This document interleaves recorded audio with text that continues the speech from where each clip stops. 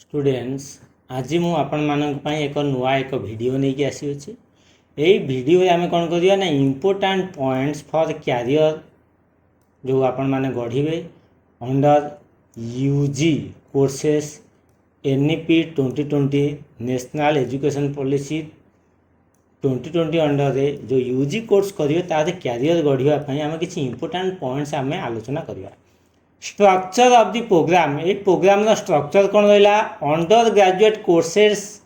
Can span 3 और 4 years depending on the students exit option student exit option depend करिकी under graduate course को span करा जाय। वर्तमान देखिबा आपण माने चाहूछन जो कोर्स कले कौन हम एवं वर्तमान देखिए जो कोर्स विषय डिटेल टिके देखिबा डिटेल कौन आम देखिले वर्तमान fast year course fast year आपणकर दुईटा सेमिस्टर अच्छी आपन जदि दुईटा सेमिस्टर करी मल्टीपल एंट्री और मल्टीपल एग्जिट एनईपी 2020 अंडर रे यूजी कोर्स करछंती फास्ट इयर रे दुईटा सेमिस्टर कंप्लीट करिकी सर्टिफिकेट नबाक चाहछन ताले आपन को मिलिबो अंडर ग्रेजुएट सर्टिफिकेट। जदि आपन सेकंड इयर आउ गोटे वर्ष कोर्स करछंती से सेकेंड इयर मध्य दुईटा सेमिस्टर रही ताने फास्ट इयर दुईटा सेमिस्टर सेकेंड इयर दुईटा सेमिस्टर रही फास्ट इयर सेकेंड इयर दुईटा इयर कोर्स कंप्लीट करिकी आपण माने सर्टिफिकेट नबाकू चाहूचंती ताले आपण मानकू मिलिबो अंडर ग्रेजुएट डिप्लोमा सर्टिफिकेट एवं आपण माने जदि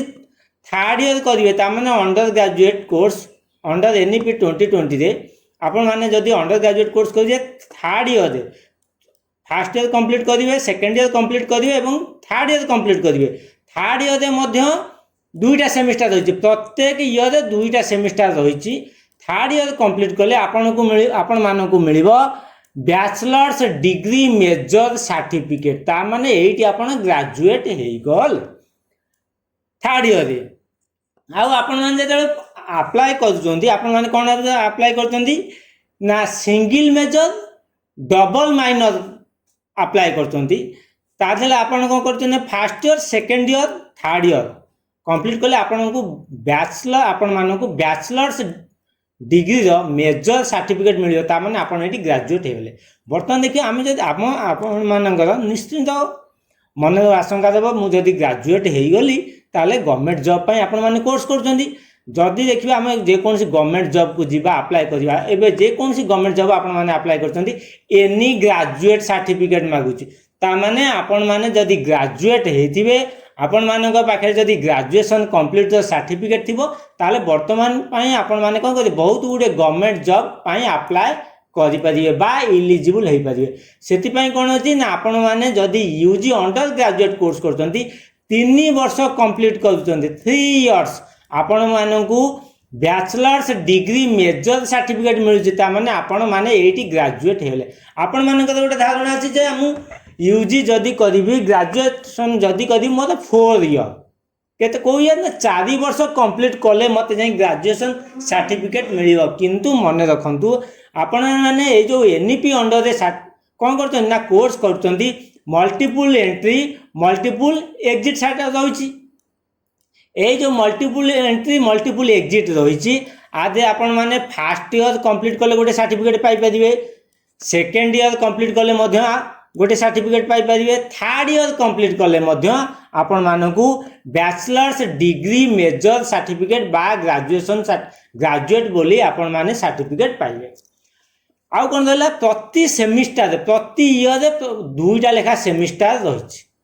आपण मानकर धारणा रहउची जे मु ग्रेजुएशन करिबी 4 वर्ष मोर वेस्ट जो ना आपण मानकर ये धारणा रखंतु नाही आपण माने 4 वर्ष वेस्ट करिवेनी 3 वर्ष कंप्लीट कले मध्य आपण माने कोन कहबे सर्टिफिकेट पाई परिबे को certificate bachelors degree major certificate ता माने आपण माने ग्रेजुएट हेई गले बोली बा ग्रेजुएशन सर्टिफिकेट आपण माने पाई परिबे गवर्नमेंट जॉब पाई आपण माने अप्लाई करि परिबे। गवर्नमेंट जॉब रे वर्तमान कोन आसी एनी ग्रेजुएट जे कौन सी ग्रेजुएट एई देले आपण माने बहुत गुडे गवर्नमेंट जॉब अछि तादे आपण माने अप्लाई करि परिबे। आपण माने बे बुझी गले थर्ड इयर बा 3 वर्ष कंप्लीट करले मध्य आपण माने कौन करेंगे ना ग्रेजुएशन सर्टिफिकेट पाइपर आपण मानक आउ 4th ईयर कौन करने को अपेक्षा करने को पड़ो ना 4th ईयर आपण मैंने जो कहते आगुरी थी 3 वर्ष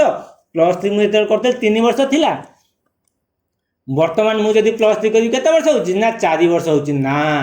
आपण माने बर्तमान जो multiple entry multiple exit NEP 2020 national education policy जो आसी एनईपी 2020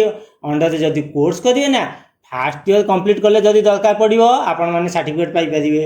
सेकंड ईयर कंप्लीट कले मध्य सर्टिफिकेट पाई परिबे थर्ड ईयर कंप्लीट कले मध्य सर्टिफिकेट पाई परिबे फोर्थ ईयर कंप्लीट करबा पई आपण मानकू बा 4th ईयर पई एते आ प्रॉब्लम नाही आपण माने 3टा ईयर कंप्लीट कले सर्टिफिकेट पाई परिबे बुझेला आउ 4 वर्ष आपण मानक मध्य गोटे भ्रांत धारणा गला मु टोटल 4 वर्ष कंप्लीट कले जे सर्टिफिकेट पाइबी सेटा नुहे आपण माने प्रति ईयर सर्टिफिकेट पाइबे आ ग्रेजुएशन जते बेले कंप्लीट कर चाहउछन ग्रेजुएशन सर्टिफिकेट पाइबा पई एट थर्ड ईयर मध्य आपण माने first year second year third year complete कले मध्य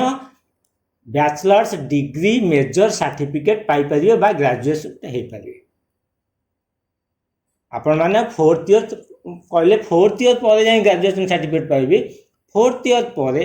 लाइक आपण 4th ईयर करि पारन न करि पारन दैट इज ऑप्शनल किंतु थर्ड ईयर कंप्लीट कले आपण माने ग्रेजुएशन सर्टिफिकेट पाई परिबे बुझिएला वर्तमान आमे कोन करले ना वर्तमान ए 3टा ईयर पई आमे कोन कले एठी डिस्कशन कले फर्स्ट ईयर कोन सर्टिफिकेट मिलिबो सेकंड ईयर कोन सर्टिफिकेट मिलिबो थर्ड ईयर कोन scope certificate third year complete कले सर्टिफिकेट मिलिबो स्टूडेंट्स मु भाबुची आपण मानक मध्य जो धारणा थिला जे 4 वर्ष परे जाई मते सर्टिफिकेट मिलिबो किंतु आपण माने एबे जानि पारथबे फर्स्ट ईयर कंप्लीट कले मुझे कोर्स एग्जिट करिवि ताले सर्टिफिकेट पाइ परिबि सेकंड ईयर कंप्लीट करिवि जदी कोर्स एग्जिट करी ताले मते सर्टिफिकेट पाइ परिबि थर्ड ईयर जदी कंप्लीट करी जदी कोर्स एग्जिट कर दोची ताले मते बैचलर डिग्री मेजर सर्टिफिकेट मु पाइ परिबि हला कि आपण माने आमे एई 3 वर्ष विषय रे आमे आज कोन कले आलोचना कले एवं ग्रेजुएट थर्ड ईयर कंप्लीट कले जो बैचलर्स डिग्री मेजर सर्टिफिकेट पाइबि तादे एनी ग्रेजुएट जो जॉब आसुची गवर्नमेंट आसुची जे कोनसी ग्रेजुएट कंप्लीट करतबो बा ग्रेजुएशन कंप्लीट करतबो से सेति से जॉब रे जॉब पे अप्लाई कर परिबे आपण माने अप्लाई करि परिबे बुझिएला आज वीडियो एतिकी पुणी आपण मानक सहित देखा हबो आ एक नुआ एक वीडियो रे नुआ किछि विषय वस्तु को नै मु आपण मानक सम्मुख रे प्रेजेंट करिवि सेति आपण माने मोर चैनल को बहुल भाव लाइक करंतु शेयर करंतु सब्सक्राइब करबा समय रे बेल आइकन बा नोटिफिकेशन बटन को प्रेस करबा पई भूलिबे नाही आज वीडियो एतिकी रहिले आपण मानक अशेष अशेष धन्यवाद।